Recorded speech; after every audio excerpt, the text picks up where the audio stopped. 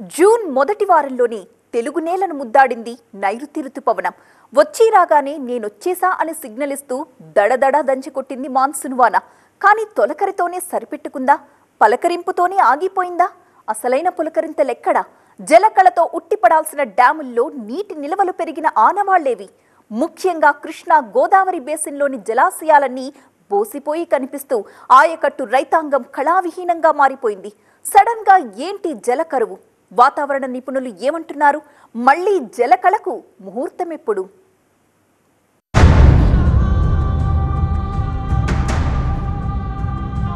Damn it, కథ అడ్డం తిరిగిందా? నిండాల్సిన డ్యాంలన్నీ ఎండిన వైనమేళ. గతంలో జలకళతో వెలసిల్లిన జూన్ మాసం ఈ సీజన్లో మోసం చేసిందెందుకు? కృష్ణా గోదావరి బేసిన్లో మారిన నీటి మట్టాల లెక్కలు. కొన్ని జలాశయాల్లో జీరో వాటర్ దౌర్భాగ్యం. ఋతుపవనాల దోబూచులాటే అసలు కారణమా? తొలకరి పలకరించింది, ఋతుపవన వానలు మురిపించాయి. వాటిని నమ్ముకుని తెలుగు రాష్ట్రాల్లో ఏరువాక సీజన్ జోరుగా షురు అయింది. పంటల పండక్కి సిద్ధమంటూ దుక్కులు దున్ని నేలను చదును చేసి ముందుకురికింది రైతాంగం. ఒక్క తెలంగాణలోని 1,000కి పైగా ఎకరాల్లో వరి, పత్తి పంటల సాగుకు శ్రీకారం చుట్టాడు అన్నదాత. కానీ ఖరీఫ్ సీజన్ ఇలా మొదలు కాగానే జలాశయాల్లో నీటి మట్టాలు నేలకంటుకుపోయి వెక్కిరిస్తున్నాయి. డ్యాముల్లో నీళ్లు కాదు కదా, కనీసం నీటి జాడే కానరాక బోసిపోయి కనిపిస్తున్నాయి. అలా వచ్చి ఇలా మొహం చాటేసిన ఋతుపవనపు దోబూచులాటతో ఇక్కడ వ్యవసాయ రంగమే ప్రశ్నార్థకంగా మారింది. కృష్ణా గోదావరి బేసిన్లోని రిజర్వాయర్స్ అన్నీ ఖాళీగా కనిపిస్తున్నాయి. ప్రధాన ప్రాజెక్టుల్లో కనిష్ట మట్టం కంటే దిగువకు పడిపోయాయి నీటి నిల్వలు. జులై ఆఖరు వరకు డ్యాంలు నిండే పరిస్థితి లేదని జలవనరుల నిపుణులు చేతులెత్తేస్తున్నారు. ఎగువ రాష్ట్రాల్లోని ఆల్మట్టి, జైక్వాడి లాంటి పెద్ద రిజర్వాయర్స్ సైతం ఎండిపోయి ఖాళీగా ఉండడంతో అవన్నీ నిండితేనే దిగువకు నీళ్లొచ్చే అవకాశముంది. గత వాటర్ ఇయర్లో ఆశించినంత వర్షం పడక నామమాత్రంగానే నీరు చేరింది. ఆ ప్రభావం ఈ ఏడాది నీటి నిల్వలపై డైరెక్ట్ గా పడబోతోందా? మళ్లీ ఎప్పటిలోగా జలకళను చూడగలం? రిజర్వాయర్లలో యథాతథ స్థితిని తెలుసుకోవడానికి గ్రౌండ్ రిపోర్ట్స్ తో ప్రయత్నం చేసింది టీవీ9. తెలంగాణ పరిధిలో ఉన్న కృష్ణా బేసిన్లో ప్రధాన ప్రాజెక్టులు నాగార్జున సాగర్, శ్రీశైలం, జూరాల. వలసల జిల్లా పాలమూరుకు జలప్రదాయిని జూరాల జలాశయం ఇప్పుడు వరద నీరు లేక బోసిపోయి కనిపిస్తోంది. ఎగువన వర్షాలు లేకపోవడంతో ప్రాజెక్టుల్లోకి ఇన్ఫ్లో దారుణంగా పడిపోయింది. కృష్ణానది పరవలు తొక్కుతూ తెలంగాణలో ప్రవేశించేటువంటి తొలి ప్రాజెక్టు ఈ జూరాల ప్రాజెక్టు.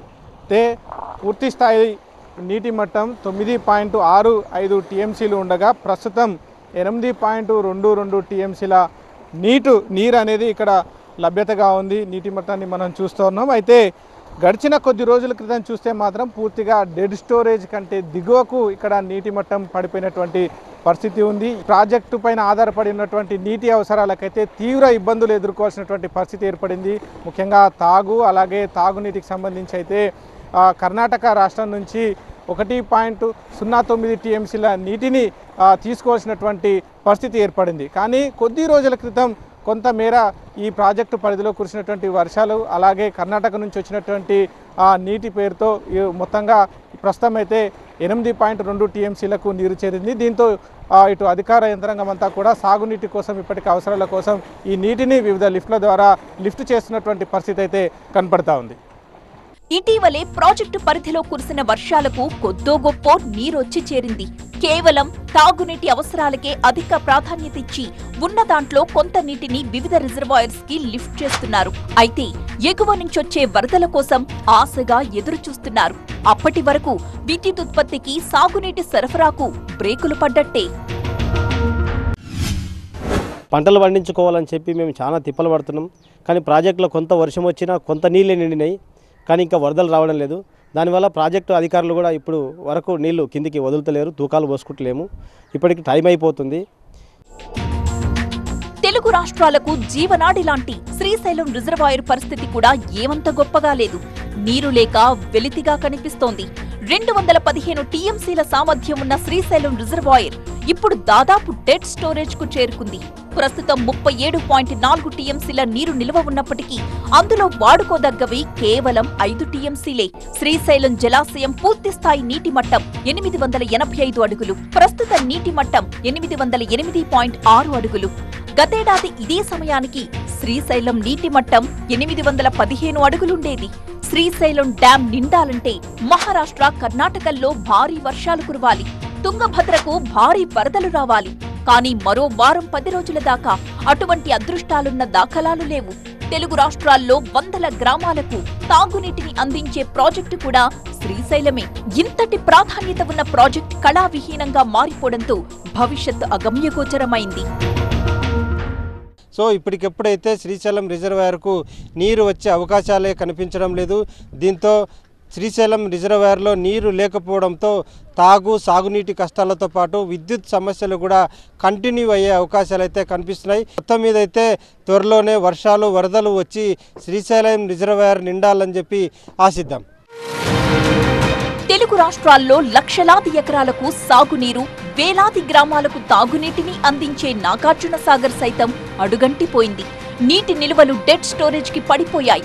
గరిష్ట నీటి మట్టం 590 అడుగులైతే ప్రస్తుత నీటి మట్టం 504.30 అడుగులు. గతేడాది ఇదే సమయంలో 519.9 అడుగులుండేది. గత జూన్తో పోల్చి చూస్తే సాగర్లో 27 టీఎంసీల నీరు తక్కువగా ఉన్నట్టు లెక్క. సాధారణంగా కృష్ణా బేసిన్లో జూన్ నుంచి అక్టోబర్ వరకు భారీ వర్షాలు కురుస్తుంటాయి. ఈ భారీ వర్షాలకు కృష్ణా బేసిన్లో ఉన్నటువంటి రిజర్వాయర్లన్నీ నిండుతూ ఉన్నటువంటి పరిస్థితి కనిపిస్తుంది. కానీ కొన్ని దశాబ్దాలుగా నాగార్జున సాగర్ నీటి రాకను పరిశీలిస్తే పైన ఉన్నటువంటి అన్ని రిజర్వాయర్లు పూర్తిగా నిండిన తర్వాతనే నాగార్జున సాగర్కు వరద నీరు వస్తున్నట్టుగా మనకు చెప్తా ఉంది. ముఖ్యంగా ఆల్మట్టి, నారాయణపూర్, తుంగభద్ర, జూరాల, శ్రీశైలం ప్రాజెక్టులు ఇప్పటికే పూర్తిగా ఒట్టిపోయినటువంటి పరిస్థితి. ఇప్పటికిప్పుడు కృష్ణా ఎగువ పరివాహక ప్రాంతంలో ఉన్నటువంటి మహారాష్ట్ర, కర్ణాటకలో భారీ వర్షాలు కురిసినప్పటికీ కూడా పైన ఉన్నటువంటి ఏదైతే రిజర్వాయర్లన్నీ పూర్తిగా నిండిన తర్వాతనే కిందికి నీరు వచ్చే అవకాశం అయితే కనిపిస్తూ ఉంది. ఇప్పట్లో నాగార్జున సాగర్ నిండే పరిస్థితి అయితే మనకైతే ఏమాత్రం కూడా కనిపించడం లేదు. గతేడాది ఆశించిన స్థాయిలో వరద నీరు రాకపోవడంతో సాగర్ ఆయకట్టు నీటి ఎద్దడిని ఎదుర్కొంది. వరుసగా 2 సీజన్లు క్రాప్ హాలిడే భరించాయి. కృష్ణమ్మ పరవళ్లతో ఈసారైనా జల సిరులతో పంటలు పండుతాయని సాగర్ వైపు ఆశగా చూస్తోంది రైతాంగం. ఇక మా రైతుల పరిస్థితి చాలా అగోచరంగా ఉంటుంది. దానికి చెప్పాలన్న పరిస్థితి లేదు, పసుగాస లేదు, కనీసం తినే గింజలు కూడా లేవు. దాన్ని ఆదుకోవడానికి ప్రభుత్వం కూడా మరి ఏమన్నా సహాయక చర్యలు చేపడుతుందో దాని మీద మేము ఆలోచన చేస్తున్నాం. ఇప్పుడు ఇలా ఎన్ని ఎకరాల్లో భూమి ఉన్నది అనేది ముఖ్యం కాదు. ఈ కాలం లేక ప్రతి ఒక్క రైతు దుర్బల పరిస్థితిని అయితే ఎదుర్కొంటున్నారు. మేము భగవంతుని అయితే ప్రార్థిస్తున్నాం. దవాన సాగర్ నుండి మా బతుకులని బాగు చేయాలని కోరుకుంటున్నాం. జూరాల, శ్రీశైలం, నాగార్జున సాగర్, పులిచింతల, కృష్ణా బేసిన్లోని జలాశయాలన్నింటి పరిస్థితి దారుణాతి దారుణంగా ఉంది. తాగునీటి అవసరాలను మినహాయిస్తే సాగునీటి కోసం కటకట తప్పేలా లేదు. ఎగువన ఉన్న ఆల్మట్టి, నారాయణపూర్, తుంగభద్ర నిండితేనే ఇక్కడి ప్రాజెక్టులకు నీళ్లొచ్చి తెలంగాణలో పంటలు పండేది, ఇక్కడి రైతాంగం బతుకులు మెరిసేది.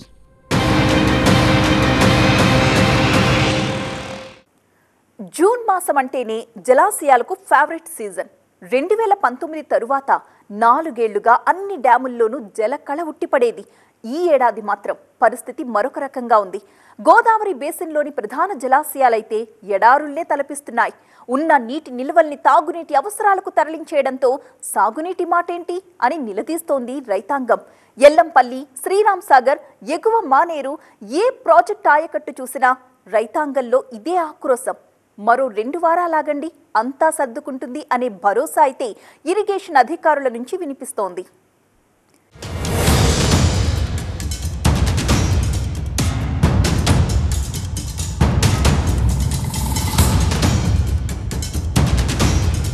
గోదావరి బేసిన్లో ప్రధాన జలాశయాలన్నీ ఎండిపోయి ఖరీఫ్ పంటపై రైతులు పెట్టుకున్న ఆశలపై నీళ్లు చల్లేశాయి. తెలంగాణ వరప్రదాయిని ఎల్లంపల్లి జలాశయం ఎడారిని తలపిస్తోంది. వర్ష ఋతువు ఆరంభమైన వరద నీటికి నోచుకోక, ఎత్తిపోతలు లేక, కాళేశ్వరం జలాలు తిరిగొచ్చే దారి లేక దిగువ ప్రాంతాలకు తాగునీళ్లు ఇవ్వలేనంటూ చేతులెత్తేస్తోంది.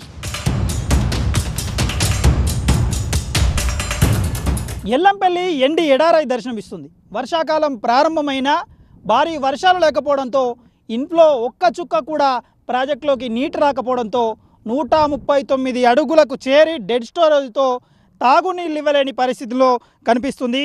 గత ఏడాది ఇదే సమయానికి 144 అడుగులతో 12 టీఎంసీల నీరును కలిగి ఉన్న ఎల్లంపల్లి జలాశయం ప్రస్తుతము కేవలం 139 అడుగులతో 5 టీఎంసీల నీరు కూడా నిల్వలేని పరిస్థితి కనిపిస్తుంది. దీంతో డెడ్ స్టోరేజ్కి చేరింది. ప్రస్తుతం ఇంట్లో కేవలం 41 క్యూసెక్ల వరద నీరు మాత్రమే ఇంట్లో ఉంది. అది కూడా కడెం నుండి మాత్రమే గోదావరిలోకి వదలడం, గోదావరి నుంచి వస్తున్న ఈ ఇన్ఫ్లో మాత్రమే కనిపిస్తుంది. ఓవైపు చూస్తే నీళ్లు 139 అడుగుల నీటి ప్రవాహం కనిపిస్తూ ఉంటే, మరోవైపు చెరువును తలపిస్తున్న విధంగా పూర్తిగా ఎండి ఎడారై ఎల్లంపల్లి ప్రాజెక్టు మనకు కనిపిస్తుంది. ఎల్లంపల్లి జలాశయం నీటి నిల్వ సామర్థ్యం 20.175 టీఎంసీలు. ప్రస్తుతం అది 3.966 టీఎంసీలకు పడిపోయింది. 148 అడుగులుండాల్సిన నీటి మట్టం 139 అడుగుల డెడ్ స్టోరేజ్ కు చేరింది. ప్రస్తుతం ఎల్లంపల్లి నుంచి హైదరాబాద్ కు తాగునీటి అవసరాల కోసం 331 క్యూసెక్కుల నీరు సరఫరా అవుతోంది. కానీ మరో వారం రోజులు దాటితే అది కూడా కష్టమేనట. ఒకవైపు మండుతున్న ఎండలు, మరోవైపు మరమ్మతుల్లో కడెం ప్రాజెక్ట్, ఇంకోవైపు ఎండి ఎడారిగా మారిపోతున్న ఎల్లంపల్లి. టోటల్ గా గోదావరి తీర ప్రాంతం జలమో రామచంద్ర అని ఆక్రోశిస్తోంది. ఎల్లంపల్లి బ్యాక్ వాటర్ ప్రాంతమంతా ఎండలకు ఎండి నీరంతా ఆవిరైపోవడంతో గోదావరి తీరం రాళ్లు తేలి ఎడారిలా కనిపిస్తోంది. దశాబ్ద కాలంలో ఎన్నడూ లేనంత గట్టు పరిస్థితులు ఎదుర్కొంటోంది ఎల్లంపల్లి ప్రాజెక్ట్. మరో వారం రోజులు ఇదే పరిస్థితి కొనసాగితే భాగ్యనగరంతో పాటు తెలంగాణలోని 6 జిల్లాలకు తాగునీటి కటకట తప్పేలా లేదు.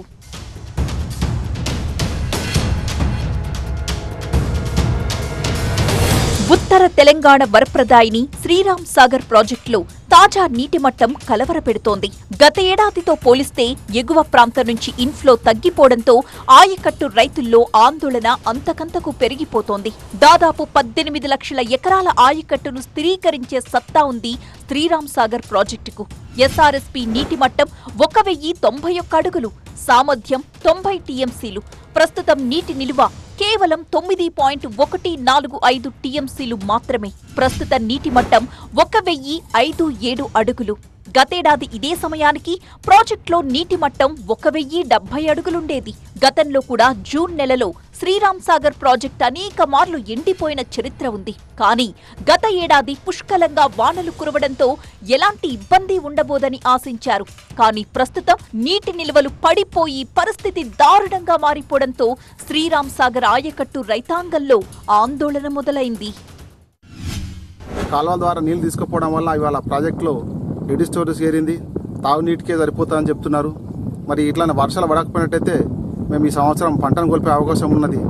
మరి మాకు ప్రాజెక్టులో రివర్స్ పంపింగ్ ద్వారా పంపిస్తామన్న నీళ్ళ ఆ ప్రాజెక్టు కూడా ఆగిపోయింది. అవి కూడా నీళ్ళు రావట్లేదు. పైగా ఇక్కడ నుంచి ఉన్న నీళ్ళను మొత్తం తీసుకుపోతున్నారు. మేము ప్రాజెక్టు దగ్గర నుండి కూడా మేము నష్టపోతున్నాము. ఎస్ఆర్ఎస్పీ కింద ఉంటుంది మా విలేజ్. మాకు ప్రాజెక్టుల నీళ్ళు తగ్గిపోయినాయి, మా చెర్లలో నీళ్లు తగ్గిపోతున్నాయి. ఎండలు ఇప్పుడు వర్షాలు అంతంత మాత్రమే పడుతున్నాయి. మొత్తం పసుపులు వేసుకున్నాము, మక్కలు పెట్టినాం, అన్ని పెట్టినాం. బోర్లు కూడా తగ్గిపోతున్నాయి. మిషన్ భగీరథ ద్వారా తాగునీటి అవసరాల కోసం కోరుట్ల, జగిత్యాల, ఆదిలాబాద్, నిర్మల్, ఆర్మూర్, నిజామాబాద్, కామారెడ్డి పట్టణాలకు రోజుకు 231 క్యూసెక్కుల నీటిని వదులుతున్నారు. ఈ లెక్కన శ్రీరామ్ సాగర్ డ్యాం నుంచి రోజుకు 423 క్యూసెక్కుల నీరు తగ్గుతూ వస్తోంది. భారీ వర్షాలు కురిస్తే తప్ప ప్రాజెక్టులో నీటి మట్టం పెరిగే పరిస్థితి కనపడటం లేదు.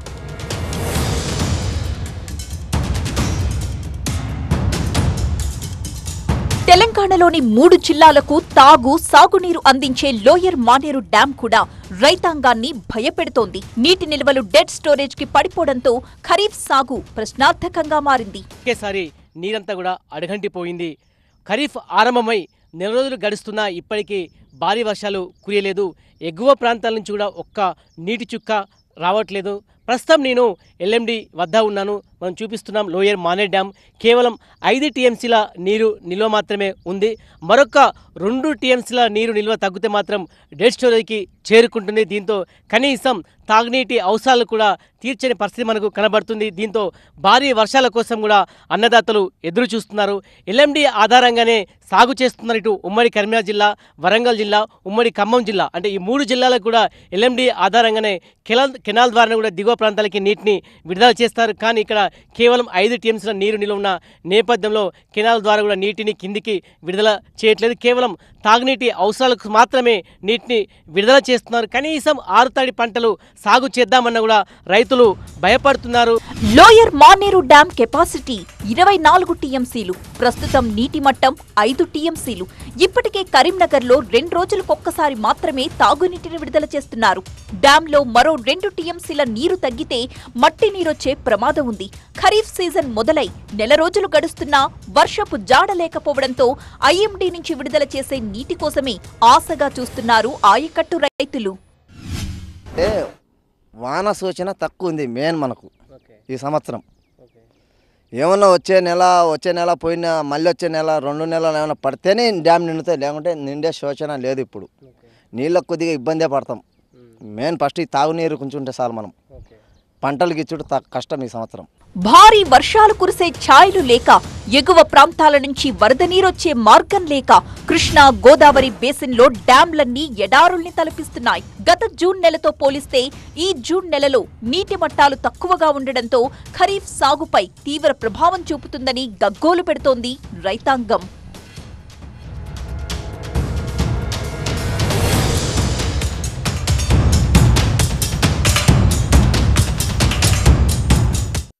అసలే వ్యవసాయాధారిత దేశం. పంటలకి నీరందించడానికి రుతుపవనాల వానలే ప్రధాన ఆధారం. అందుకే నైరుతి రుతుపవన సీజన్ మనకు చాలా కీలకం. కానీ అటువంటి రుతుపవనాలే మొహం చాటేస్తే, కురవాల్సిన టైంకి కురవకపోతే, ప్రస్తుతం జలాశయాలు ఎడారుల్ని తలపిస్తున్నాయంటే, నీటి మట్టాలు అడుగంటిపోతున్నాయంటే జూన్లో కురవాల్సిన వానలు కురవకపోవడమే కారణం. మరి మాన్సూన్ రెయిన్స్ మోసపుచ్చినట్టేనా? రుతుపవనం మళ్లీ రైతు పట్ల ఎప్పుడు కరుణ చూపిస్తుంది? దేవుడు కరుణించినా పూజారి కరుణించలేదు అన్న చందాన ఉంది రుతుపవనాల పరిస్థితి. షెడ్యూల్ కంటే ముందే భారత భూభాగంలోకి ప్రవేశించిన 2 తెలుగు రాష్ట్రాల్లోనూ తొలకరి ముందే పలకరించిన ఆ తరువాత పరిస్థితులు అడ్డం తిరిగాయి. అనేక చోట్ల ఇప్పటికీ చినుకు జాడలేదు. అటు వేసవిని తలపించేలా భారీ ఉష్ణోగ్రతలు చెమటలు పుట్టిస్తున్నాయి. మరి నైరుతి రుతుపవనం పూర్తిస్థాయి ప్రభావాన్ని చూపేదెప్పుడు? వరుణుడి కరుణ పుష్కలంగా కురిసేదెప్పుడు? మన దేశంలో కురిసే మొత్తం వర్షపాతంలో 75% వానల్ని మోసుకొచ్చేది నైరుతి రుతుపవనాలే. ఈ ఏడాది వాతావరణ శాఖ అంచనాల ప్రకారం ముందుగానే భారత భూభాగంలోకి ప్రవేశించింది సౌత్ వెస్ట్ మాన్సూన్. జూన్ తొలి వారంలోనే రాయలసీమ నుంచి ఏపీలోకి ఎంట్రీ ఇచ్చింది రుతుపవనం. ఆ తరువాత 2 తెలుగు రాష్ట్రాల్లో అడపాదడపా వానలు కురిసినప్పటికీ ఒక్కసారిగా వాతావరణ పరిస్థితుల్లో మార్పు కనిపించింది. కొన్ని ప్రాంతాల్లో క్యూములోనింబస్ మేఘాల కారణంగా కుండపోత వర్షాలు కురవడం, మరికొన్ని ప్రాంతాల్లో విపరీతమైన ఎండ వాతావరణం ఉండడం, ఇలా విచిత్రమైన వాతావరణం కనిపించింది. దీనివల్లే ఈ నెల 10వ తేదీ తరువాత రుతుపవనాలు ముందుకు కదల్లేదట. సమ్మర్ కంటిన్యూ అవుతుంది. సో ఈ టైంలో మాన్సూన్ విండ్స్ వస్తున్నాయి. సో అందువల్ల ఇది ఇంకా సమ్మర్లో వచ్చిన మాన్సూన్ అని కూడా చెప్పుకోవచ్చు. ఎప్పుడైతే మాన్సూన్ కరెంట్స్ ఉంటాయో మనకి రెయిన్స్ కంటిన్యూస్గా పడుతూ ఉంటాయి. వెరస్ కొంచెం స్ట్రెంగ్త్ తగ్గినట్లయితే, మనకి ఈ యొక్క మాన్సూన్ కరెంట్స్లో స్ట్రెంగ్త్ తగ్గినట్లయితే కొంచెం కొన్నిసార్లు ఈ యొక్క క్లౌడ్ డెవలప్మెంట్ కానీ మరి రెయిన్స్ కానీ ఉండవు. నిజానికి రుతుపవనాల రాకను బట్టి జూన్ 13 కల్లా ఏపీలో అన్ని ప్రాంతాలకు విస్తరించాలి. కానీ రుతుపవనం బలంగా మారేందుకు ఇక్కడున్న పరిస్థితులు ఏమాత్రం అనుకూలించలేదు. వాస్తవానికి రుతుపవనాల సీజన్ 120 రోజుల పాటు ఉంటుంది. అయితే ఈసారి వాతావరణ శాఖ అంచనా వేసినట్టుగానే రుతుపవనాలు ముందుగానే ప్రవేశించాయి. ప్రస్తుతం నడుస్తున్నది సమ్మర్ మాన్సూన్ సీజన్. జులై తరువాతే అసలైన వర్షాకాలం సీజన్ ప్రారంభమయ్యేది. జులై చివరి వారంలో గాని ఆగస్టులో గాని కుండపోత వర్షాలు కురిసే ఛాన్స్ ఉందట. కమింగ్ డేస్లో ఈ యొక్క మాన్సూన్ ఇప్పుడు యాక్టివ్ స్టేజ్లో ఉంది. ఇందువల్ల ఒడిశా ఈ ప్రాంతం అంతా కూడా కవర్ అవుతుంది. సో కమింగ్ డేస్లో ఇదే స్ట్రెంగ్త్ని మెయింటైన్ చేస్తూ ఉంటుంది కనుక అంటే సమ్టైమ్స్ స్ట్రెంగ్త్ తగ్గుతూ ఉంటుంది, పెరుగుతూ ఉంటుంది. సో పెరిగినప్పుడు మాత్రం డెఫినెట్గా మనకి రెయిన్స్ ఉంటాయి. మంత్ ఎండ్ కల్లా మనకి ఈ యొక్క రెయిన్స్ అనేవి సఫిషియెంట్గా వచ్చి మనకి నార్మల్ రెయిన్ఫాల్ అయితే రావడానికి అవకాశాలు ఉన్నాయి. అయితే ఇప్పటికైతే మన మోడల్స్ అన్నీ కూడాను గుడ్ ఇండికేషన్ అయితే చూపిస్తున్నాయి. సో కాబట్టి we are expecting good rains. So July కల్లా రుతుపవనాలు బలపడి ఈ ఏడాది సెకండ్ హాఫ్ లో మంచి వర్షాలు కురుస్తాయనేది ఒక అంచనా.